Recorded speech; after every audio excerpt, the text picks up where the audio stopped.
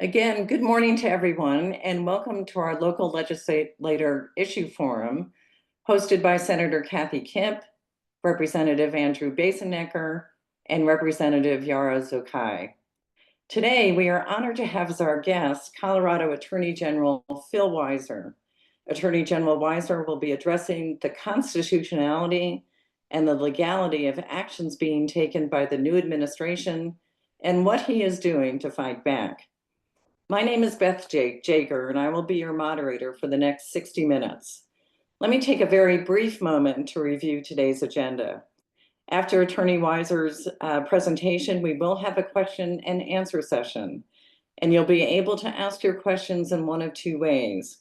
One, you'll be able to click on the chat icon and type your question in, or if you prefer to ask your question live, then just click on the react icon, then within that, the raised hand icon. I will see your virtual hand being raised. I'll call on you. Please remember to unmute yourself and introduce yourself. Then after your question is answered, I'm going to ask that you mute yourself again so we can minimize background noise. I also want to note that the chat function is open to everyone today, so we can all read everyone's input into this discussion. Finally, one last request, please ask your questions and offer your comments in a respectful manner so we can set a very positive and productive tone for our conversation. It is now my honor to introduce Colorado Attorney General Phil Weiser. Attorney General Weiser has served as the 39th Attorney General of Colorado since 2019. He previously served in the Obama and Clinton administrations in the White House and in the Justice Department. He was elected Attorney General in the 2018 election and was reelected in 2022. Welcome to you, Attorney General Phil Weiser.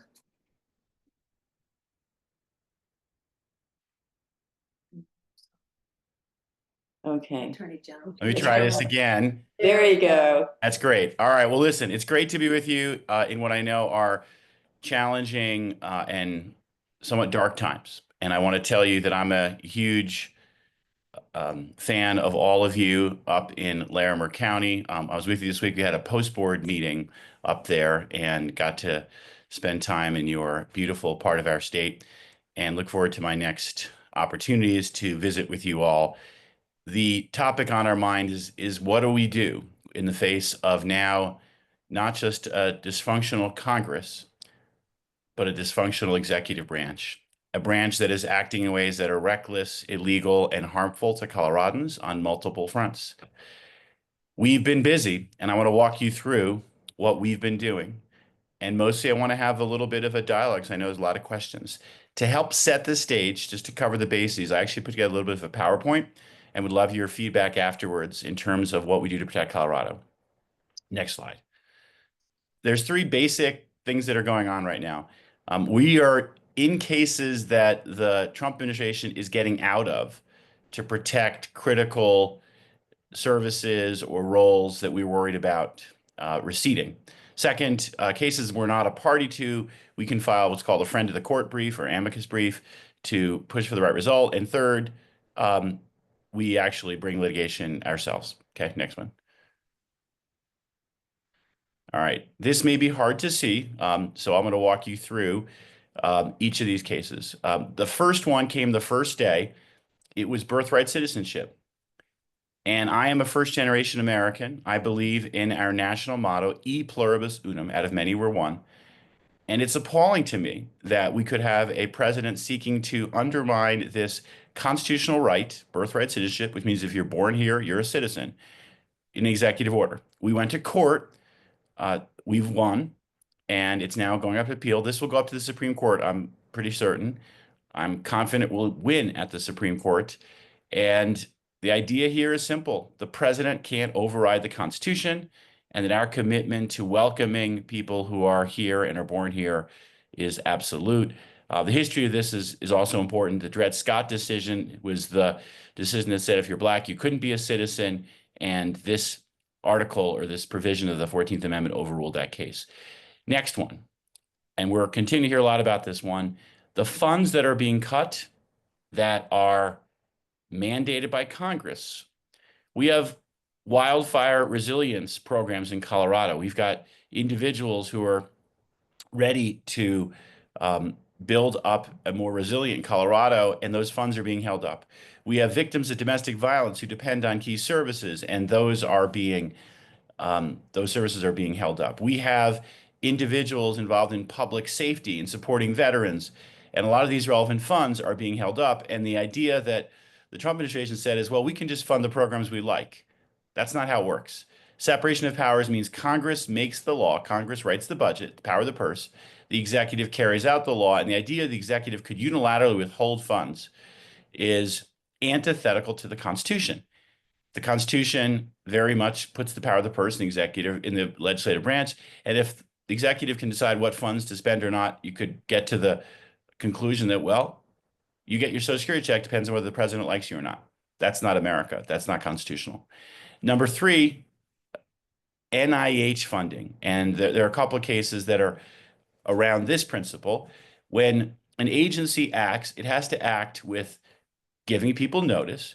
It has to act with giving people a chance to be heard, and it's got to offer a reason before it just makes a critical move. And in this case, they sought to cut from CU Boulder, CU Anschutz alone, $90 million overnight. It's going to be devastating impact on research.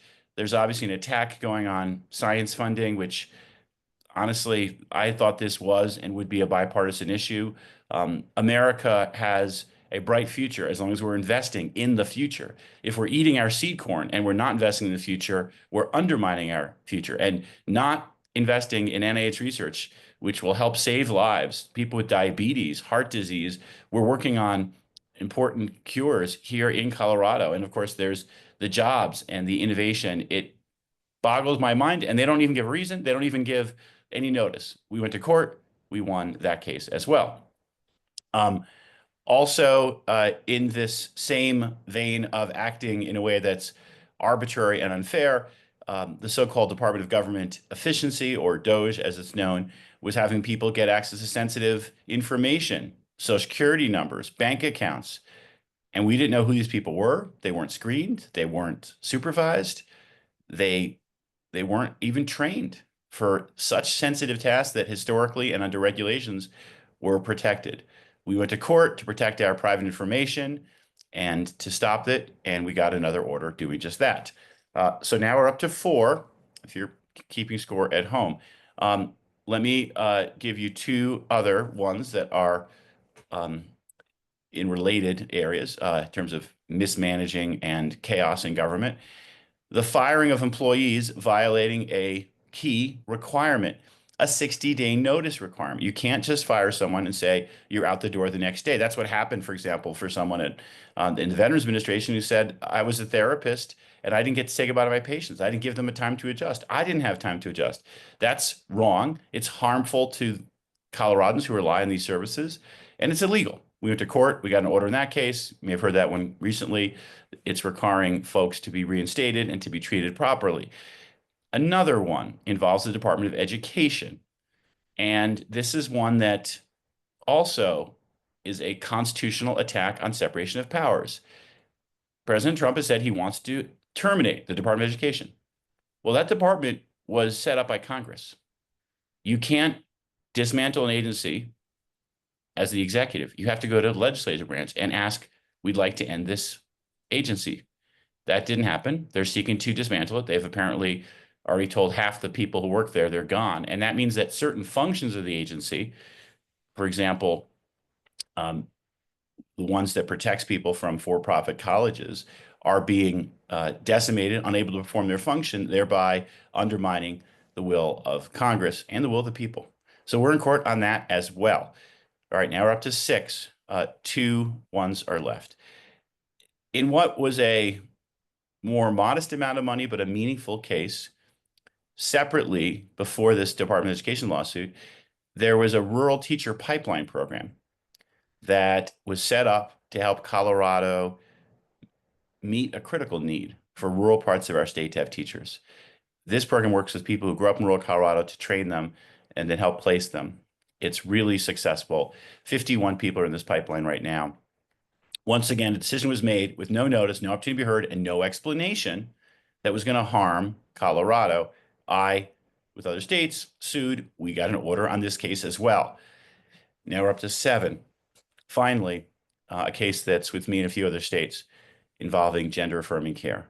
Some of you may know parents who have trans kids, and what you may know is what I know from my friends in that situation, that gender affirming care can be, in some cases, absolutely is life-saving care. And the conversations I've had with individuals in the trans community, parents with trans kids, has been heart-wrenching because after this executive order came out threatening any hospital that performed gender affirming care with losing its funding, Denver Health and Children's Hospital, the two major centers in the state on this, said we're not going to provide gender affirming care. Well, I got involved, talked to the hospitals, brought the case, and now this critical life-saving care is available again. All right, those are the 8 cases I brought so far. In my fantasy world, I wouldn't have to bring another case because this administration would follow the law. We have rulings in at least 6 of these cases. 2 of them we just brought last week, and it's every single one we're winning because these are not close cases. I look forward to like this is a hard legal issue, or is anyone really harmed here? But no, the issues that are coming are really harmful. They're really illegal. That's why we're in court. Next one, and Don, I'll get to your question and keep putting questions in the chat as you have them because I know there's ones coming up. We've intervened in 3 cases. 2 of these cases involve gun safety. One of them involves DACA recipients having access to healthcare. These are matters that we know the Trump administration is not going to defend, and so we're going to defend. And this happened in the last Trump administration where they didn't want to defend the Affordable Care Act. It was state AGs who defended the Affordable Care Act successfully all the way up to the Supreme Court. Next one. And this is about amicus briefs. All right. One is the so-called fork in the road directive, where employees were given misleading and not legally justified employment guidance. It was really problematic. We've got 40,000 employees here in Colorado. Rick, I'll mention to get an order. An order is either a temporary restraining order, which says you have to stop the illegal conduct, or a preliminary injunction, which is sort of a more lengthy version of that sort of order. Temporary restraining order generally is like 7 or 14 days. And then a preliminary injunction means you can't do the conduct until a final adjudication on the merits, at which point you get a permanent injunction. And in order to get a preliminary injunction, you have to be have to make a showing that you're likely to succeed on the merits. And we've made that in all the cases that we have a preliminary injunction or preliminary relief. So we filed the case in this fork in the road case as well. Next one, this is a parallel case, if you will, to the education department. The playbook that we're seeing in education was also used in the Consumer Financial Protection Bureau, seeking to dismantle and basically undermine a congressionally created agency. An agency like education, we work with both these agencies a lot, and it's, again, just an affront to the idea that Congress makes the laws and the executive carries them out. The next one is DOJ personnel access to managed CFPB. These are sort of parallel cases. And then the next is a undermining a refugee funding settlement. And I will say, again, this is personal for me. I'm a first-generation American. I mentioned my mom and my grandparents came here as refugees after surviving the Holocaust. I believe that the role we have here that this case involves is humane and appropriate. And this would basically deny people admission to the country, keep families apart, and I think turn our back on a mission that I believe in. And then finally, in this one, again, like a lot of these, I just never thought I'd see this in the United States of America. The executive order that was entered into by the president targets a single law firm based on the clients of the law firm and the political views that is expressed. If we go down this road and we basically punish speech, which is what this is doing, saying to a law firm, you can't appear in government buildings, your lawyers can't get security clearances, this order is seeking to put this law firm out of business, that's a very dangerous road because America is built on free speech. It's built on everyone gets their day in court and an idea that we live under the rule of law. And if you start targeting law firms, you're depriving legal representation for certain groups who might then not get it. You're putting a thumb on the scale in the marketplace of ideas. Next one. All right, we're almost done here. This involves another case that's involving gender affirming care that we filed an amicus brief, obviously parallel case to the one that we brought, and then two separate ones that involve transgender military service members who are serving our country and are now being told they can't serve. Again, I had thought we had gotten past the idea that we're going to salute people in the military based on who they are or who they love, but we're in that work. And then finally, this was an illegal removal of a National Labor Relations Board member.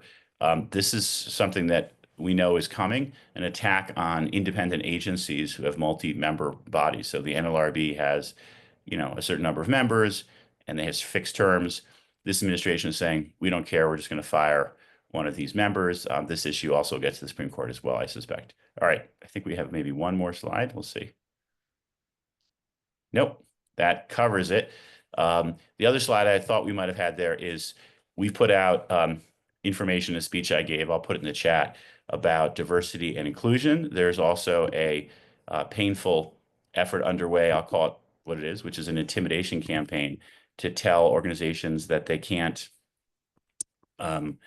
essentially do things that promote diversity or inclusion. And this would include, for example, employee resource groups in either educational context or workplace context.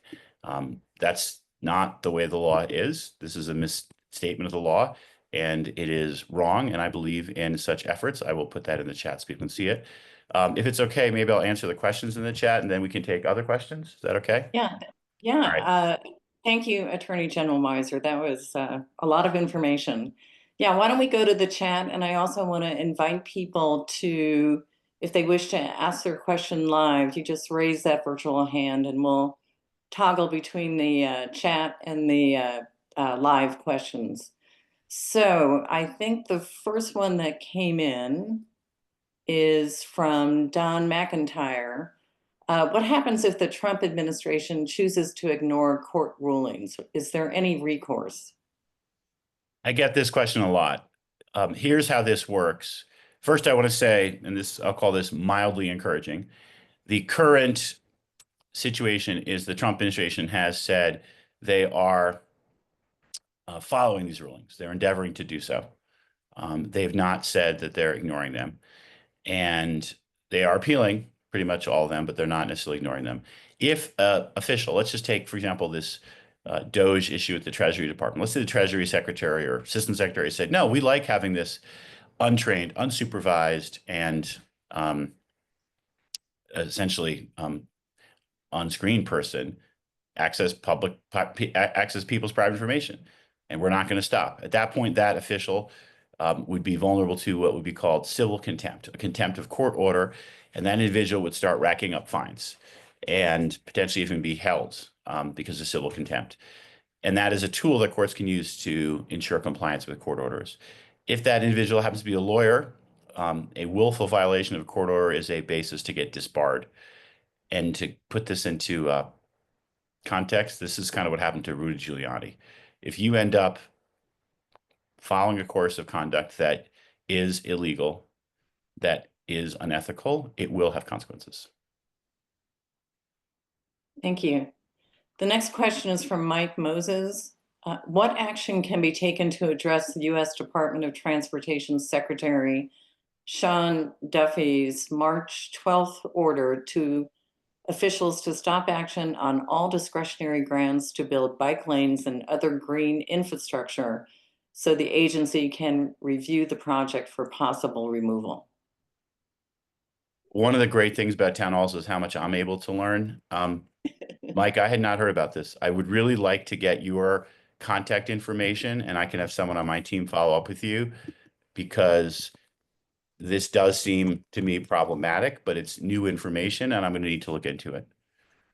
Great, thank you. Yeah, so Mike, send me your email so we can follow up with you directly. I appreciate the link you just sent, but if you can just even direct just to me in the chat if you want, I'll make sure we follow up. Okay, great.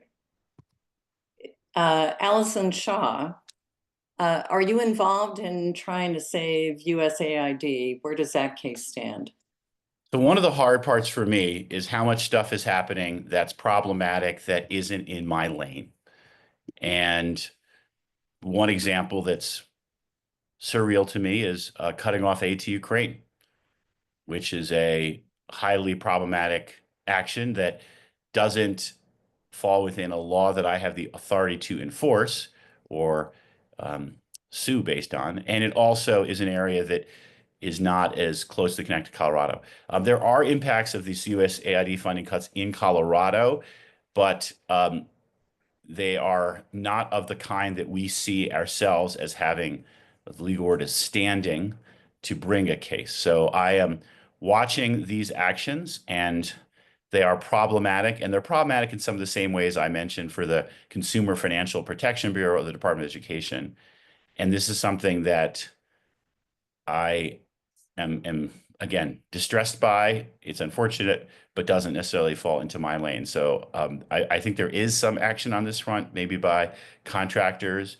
I believe there's a case that went to the Supreme Court on this issue, and this is something that I am watching, but it's not something that we have the authority ourselves to act on.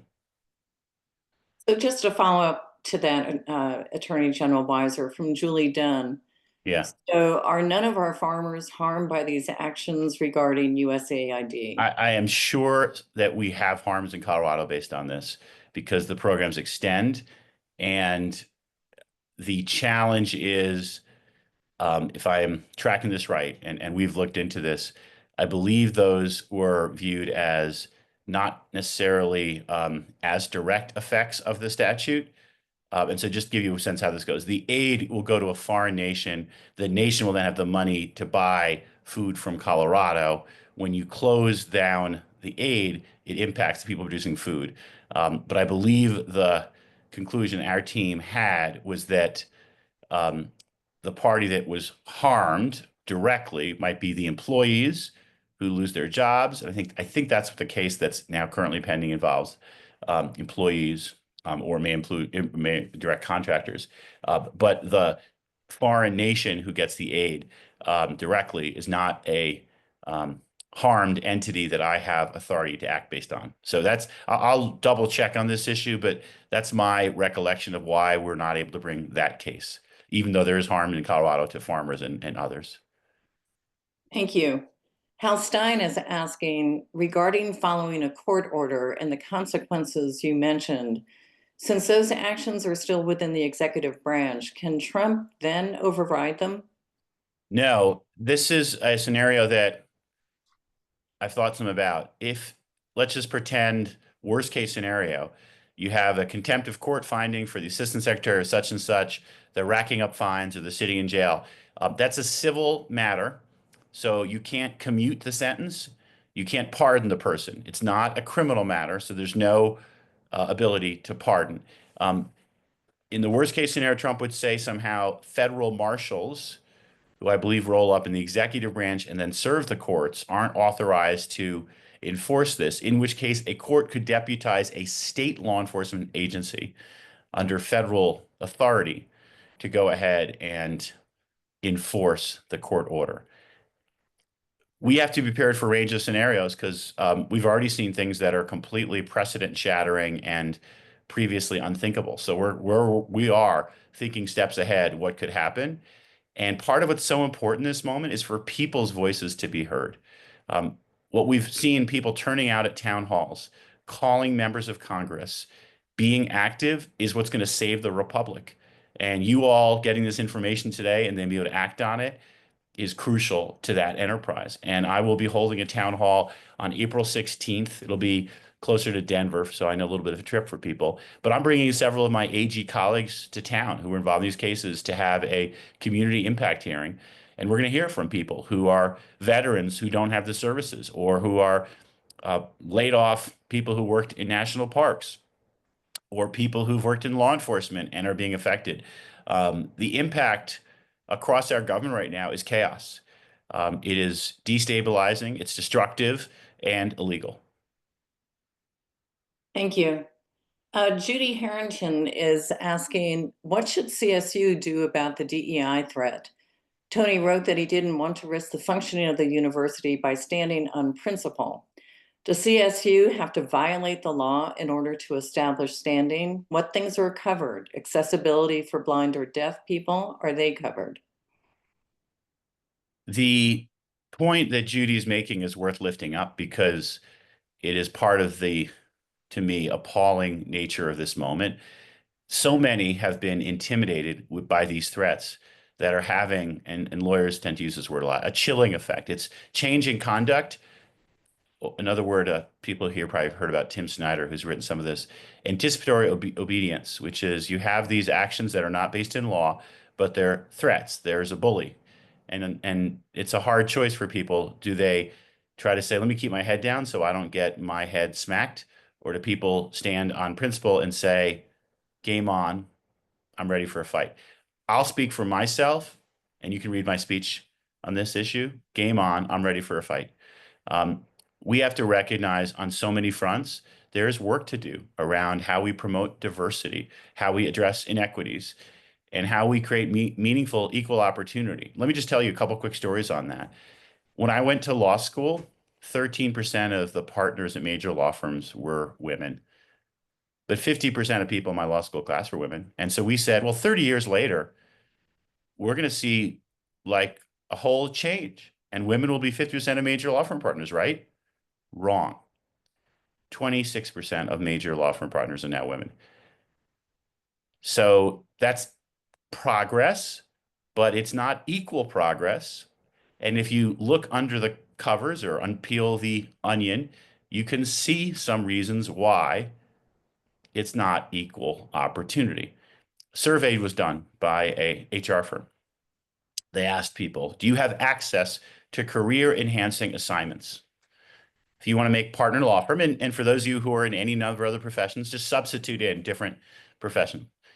Do you have access to career enhancing assignments? You could actually ask another question. Do you have access to career enhancing mentorship? And it turns out there's a gap for women, for people of color. And this HR firm found 90% of white men said, yeah, I've got access to career advancing assignments. 50% of women of color did. So obviously there's something to work on here to provide equal opportunity. And I'll tell you, in my office, we're working on it. I'm proud of the work we're doing to promote a diverse office and inclusive office. And we're encouraging others to do that. At the same time, people are being told by the federal government, if you take these steps, you're threatened with, and they had a whole list. I think they may have put prosecution on this, which is outrageous. I don't know what plausible basis for a prosecution, but they said, we'll take away your funding and we'll shame you. And lots of organizations are making the decisions that they have to make. What I want everyone to know is I'm standing firm on principle. I'm making sure that I'll provide air cover. And if there's going to be a fight, I'm going to be the first one to fight. Thank you. Just a follow-up question on that. How about the Trump administration telling universities what their admissions requirements should be? Well, there was a case on admissions, and this is actually some of the source of the misinformation.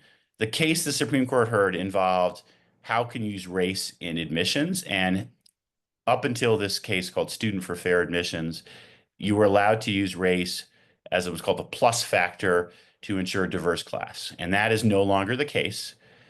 So what now is true is you can use race neutral factors, and this is we're putting out advice on this. You can use race neutral factors that can help you have a diverse class. So for example, if you know that people of color tend to grow up more in homes where parents have not gone to college or graduate education, and you say, I'm going to put a plus factor for people who are first generation college students. That's not on the basis of race. And that's potentially, in fact, likely to have a more diverse class. In my ideal world, every single college would be able to have some adversity index that did what I just said, looked at the background that students were coming from. And if we did that perfectly, then we're compliant with Student for Fair Admissions and we're advancing equal opportunity. I don't know all the ways in which every university is handling admissions, but to your question, the only thing the federal government can say is you cannot uh, make race a factor in your admissions decisions. Other than that, if you want to use an adversity index, like I mentioned, you're allowed to do it. That's legal. That's appropriate. If you want to give preference to people from Colorado, as CSU does, yes, of course you can do that. So I don't know what other potential agenda they have, but if it's anything that's outside the law, they can't make CSU or any other university do it. And if they try, let me know about it because I want to fight it. Because here's the other point I'll mention, and it's a through line in a lot of these issues. Our Constitution commits to a principle of state sovereignty or federalism. We as a state get to make choices about, do we protect reproductive health care in Colorado? Do we protect gender affirming care in Colorado? Do we believe in dedicating our law enforcement to public safety and not have them do immigration enforcement? We have choices about sovereignty of how we use our state authority, and the federal government can't make us do things that we don't want to do. We fought that before. There was an effort in the first Trump administration to withhold law enforcement funding if we weren't using our law enforcement for immigration enforcement. And we said, no, we don't want to do that. We need our law enforcement doing law enforcement. And we won that in court and, fought for that principle of state sovereignty and federalism. Thank you. Leslie Kellickman is asking, I have heard that they are trying to disband or defund the SEC. Is this true? Are there any challenges or will there be? It could be true. The challenge that we're seeing is how much of law enforcement is being defunded.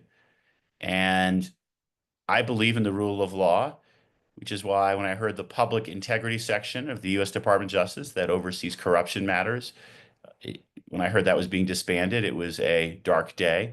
When the prosecution against Eric Adams was dropped in service of some political deal, and a number of prosecutors quit rather than take part in something they thought was um, unethical. That was, I guess, a little bit light through the darkness that they made that stand.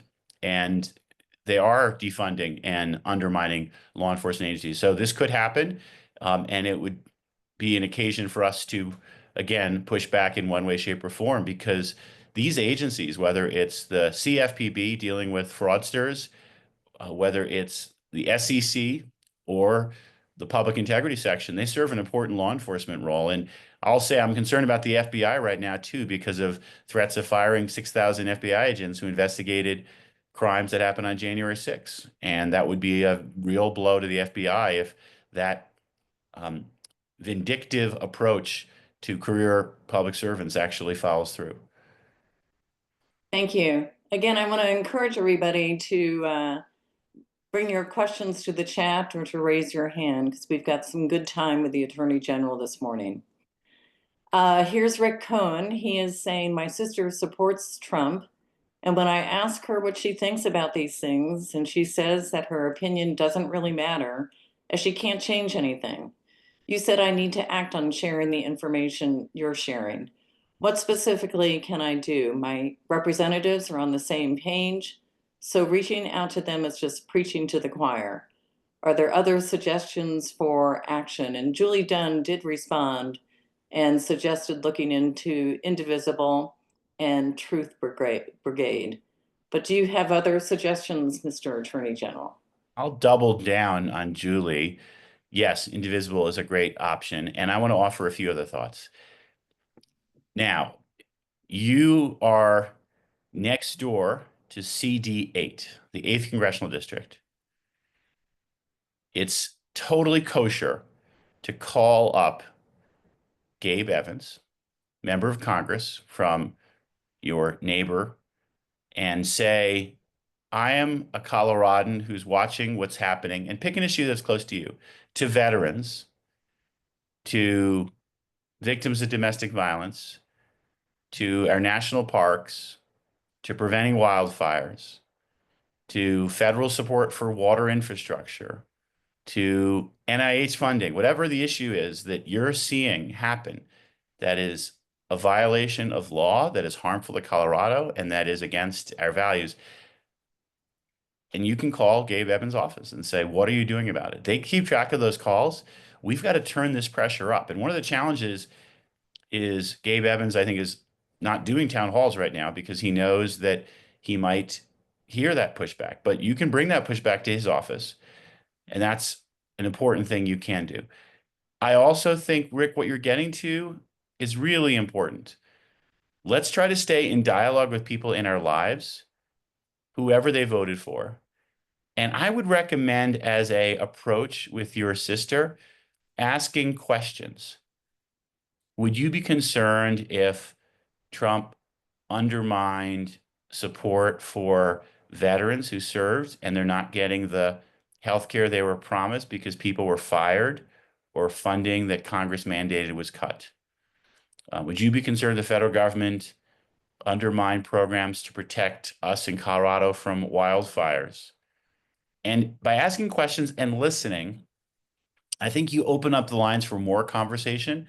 And I would caution against what is, again, tempting, but probably counterproductive, saying things that are judging or that are viewed as preaching or condescending. Those approaches backfire and people back in their corners. Where if you can try to get in a state of mind, and this is hard, just being truly inquisitive, like, I'm trying to understand, you support Trump.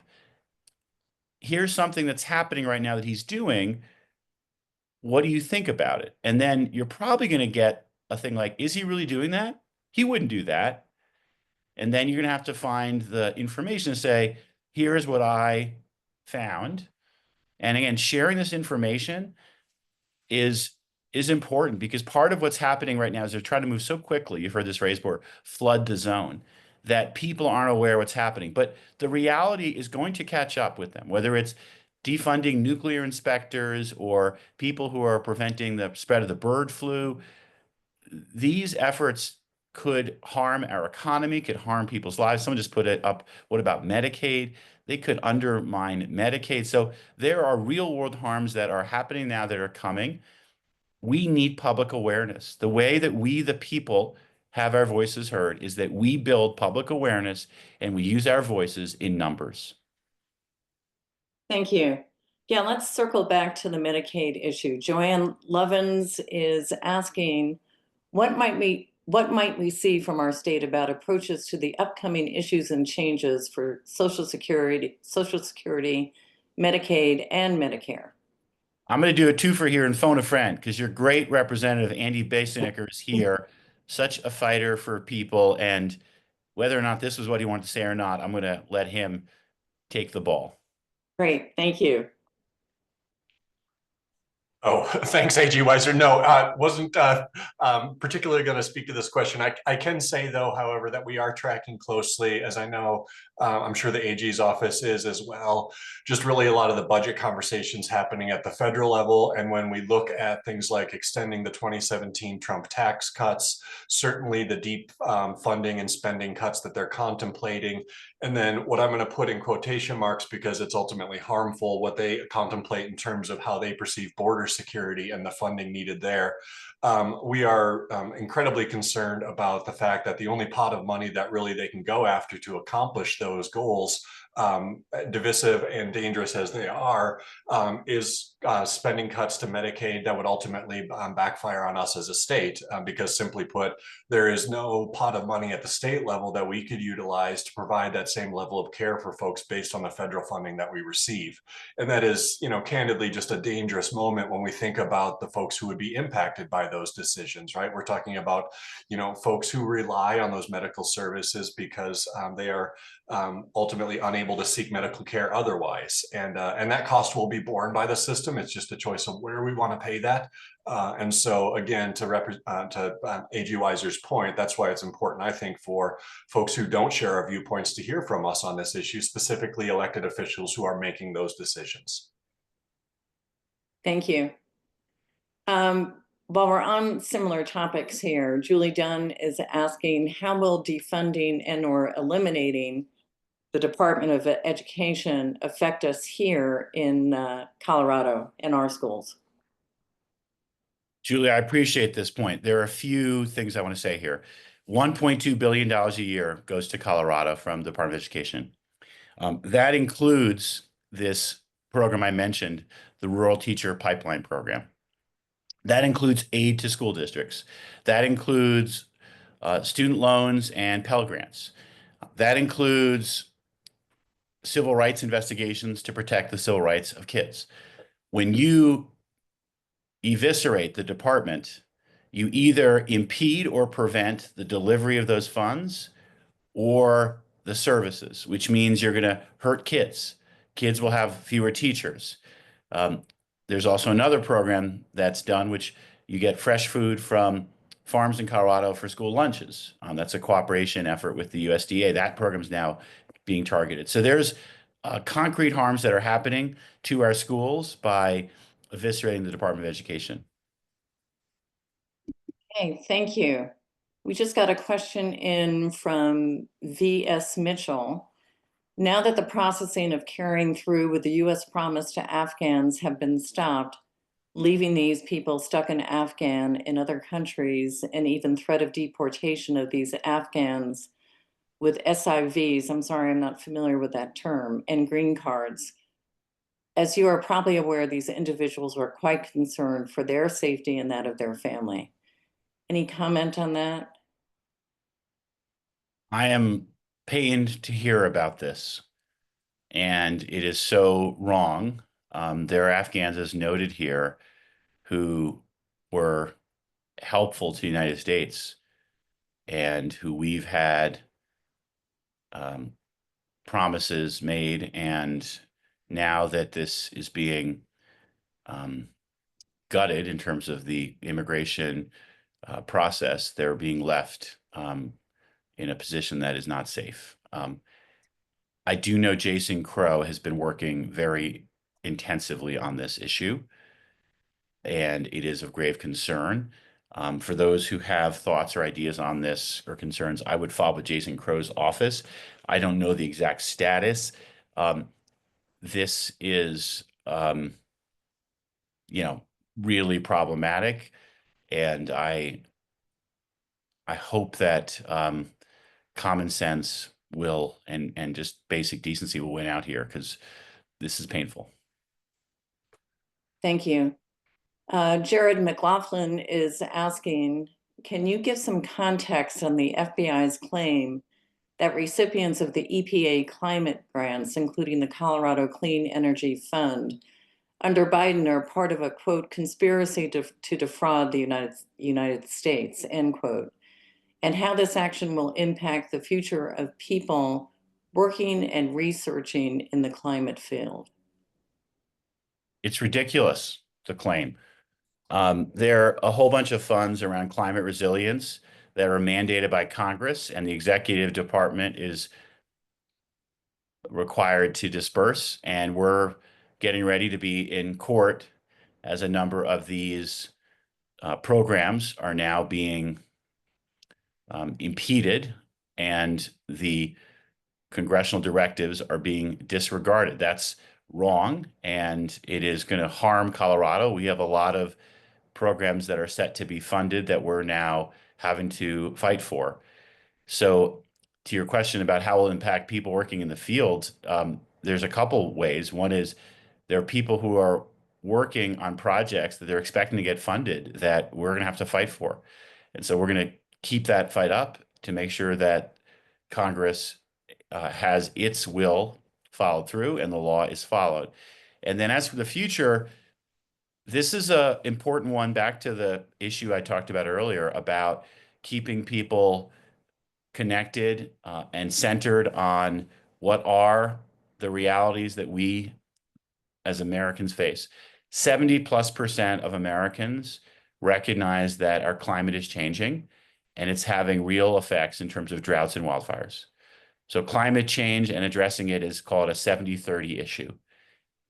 The fact that we have a leadership of the executive branch and actually the legislative branch too, whose position is climate denial, is something that we need to make sure we address, because the challenges around hydrology, around wildfires, and around other risks, variable weather patterns, are just going to get worse. So if we're not preparing for and we're not seeking to prevent the worsening of our, how we protect our land, air, and water, we're being, grossly irresponsible to our next generation. So the impact to the field is I'd say twofold. One is the work's more important than ever. We've got to lift this work up. And yes, it's harder. It's really hard when you have a national government literally in denial, and we have to fight to keep in place basic protections we've already fought for. So we're playing defense, and then deal with what we can at the state and local level to be smart and effective of addressing the challenges around climate. So this is important work. We can't give it up. The challenges aren't going anywhere. And I believe in federalism. And one of the great things about our system of government is we in Colorado, we in communities in Colorado can keep doing important work addressing the reality that we know, which is our climate's changing, and we have to deal with the effects. Thank you. Hal Stein is asking, with the 2 rulings reversing the mass firings of probationary employees at multiple agencies, what is the current status of those jobs and what is the way forward?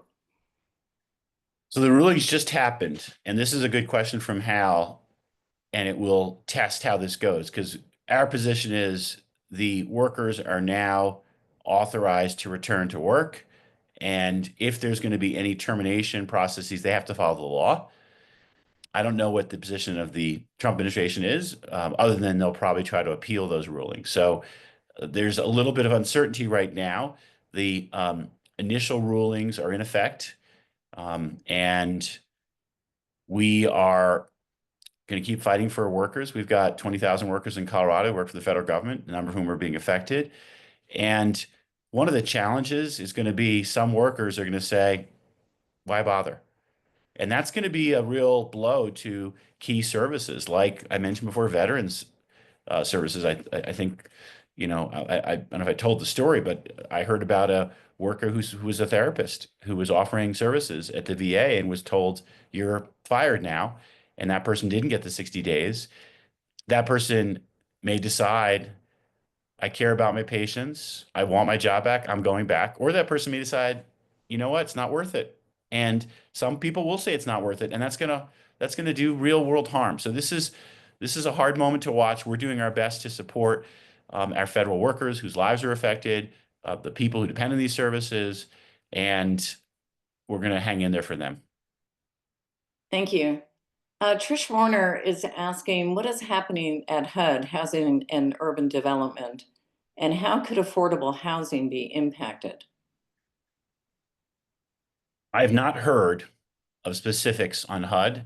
And Trish, if you or others do, you can let me know about it. I'll send you the email to share, Trish.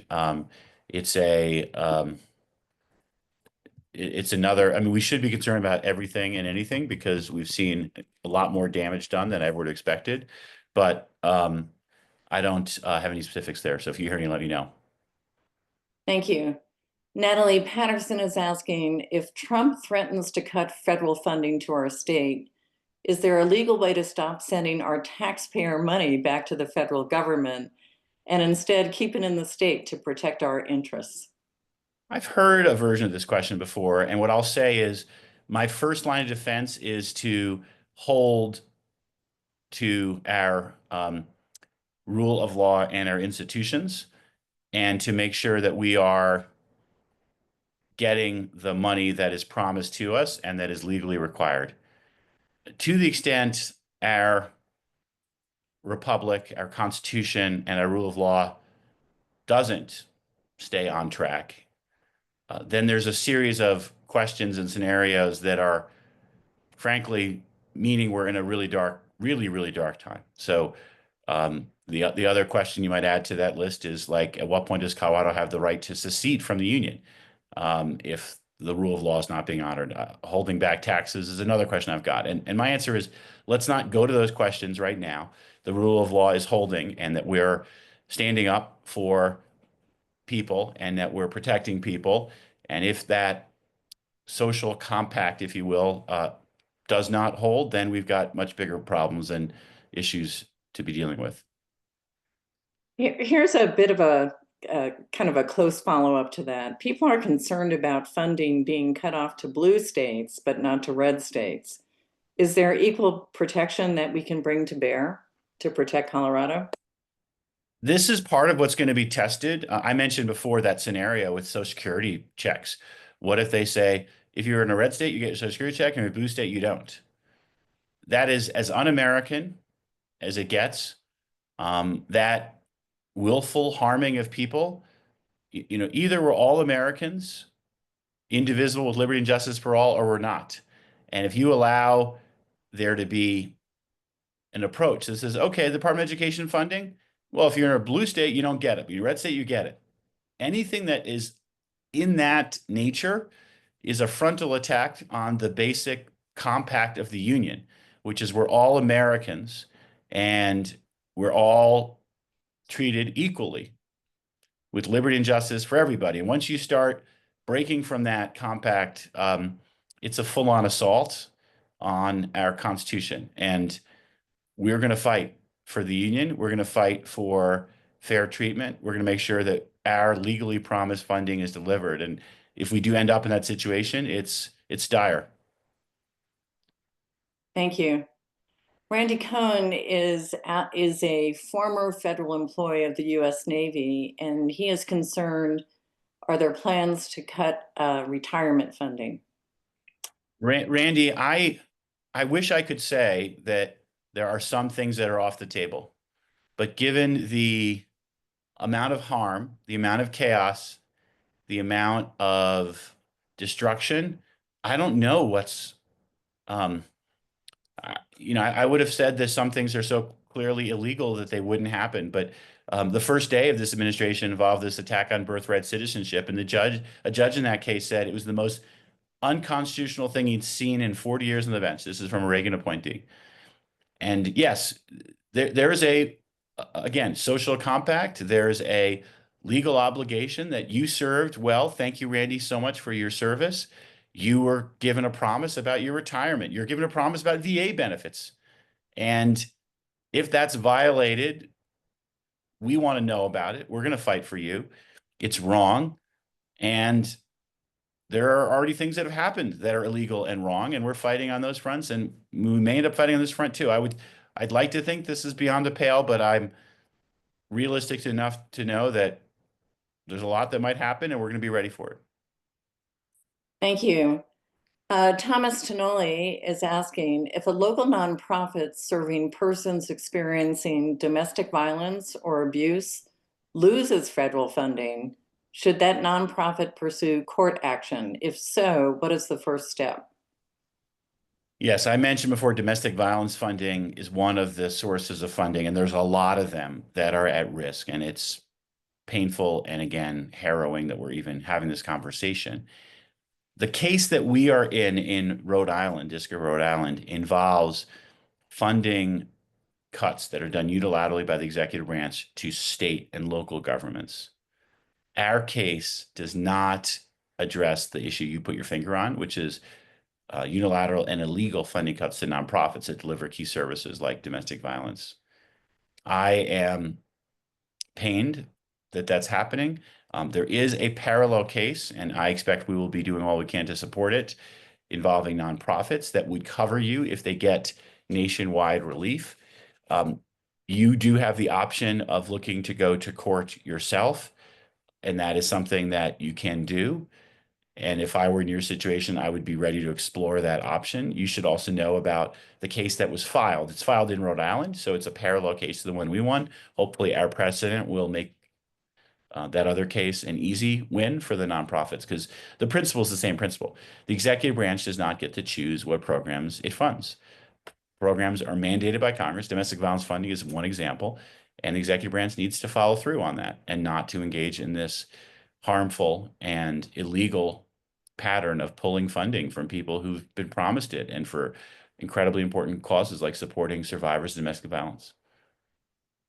Thank you. We have 5 minutes left, so I'm hoping we can ask you a couple more questions. Bob Massaro is asking, are you concerned about the consolidation of power happening under Trump and Project 2025? Yes. The founders worried a lot about a executive branch accumulating power and acting in ways that could be tyrannical, to use a term, fancy term. We do not want a king. We want to protect liberty in this country. This Perkins Coie case I mentioned is under the radar. There's so much happening, it's hard to keep track of it all. I will tell you, if the president is able to say, I don't want my quote unquote enemies to have access to legal services, and I'm going to target any law firm that supports my quote unquote enemies. That's the enemies list idea that some people remember from Nixon. That is taking that level of power in the form of an executive that is, to me, a core threat to all of our liberty. We need to have separation of powers, which means the president can't punish unilaterally. If the president wants to bring an action under a law, let a court decide if punishments are appropriate. That's why a court, by the way, with no hesitation, basically stopped that order from going into effect, because it was such a blatant attack on our liberty and on the freedom of speech. So yes, I'm really concerned about this. And right now what we're seeing is rulings by courts to keep the executive in check. But if that doesn't hold, then we have a level of executive power that we've never seen before in this country, and that threatens the basic protections of our Constitution. Thank you. This is kind of a follow-up question from Julie Crumley. If the current actions of the Trump administration are unconstitutional, is there a way to impeach Trump? We tried before in his previous presidency. Is it possible in this term to impeach him? It's theoretically possible, of course. But the problem that's going on right now, and this is a problem for all of us, political polarization has gotten so strong that it's hard for people to view issues on the merits. It's about what team you're on. And it's not healthy. In Watergate, you had Howard Baker, a Republican senator from Tennessee, who said in a sober way, what did the president know and when did he know it? Did the president commit a crime?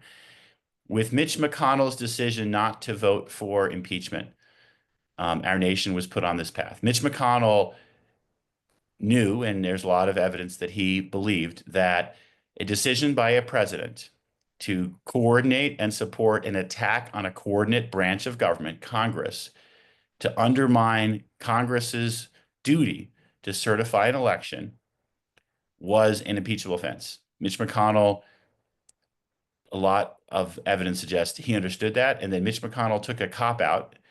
And of course, you guys see how this played. He said, well, we'll let the courts handle it. We won't take on our duty, which was the duty of the Senate, to hold a trial. He said, we'll let the courts do it instead.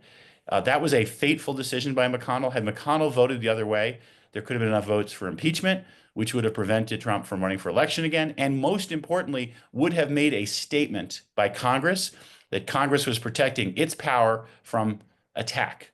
And part of what's happening right now is political polarization is so strong, Congress isn't protecting its power. Congress should be worried about its power of the purse. Congress should be standing up against the executive branch.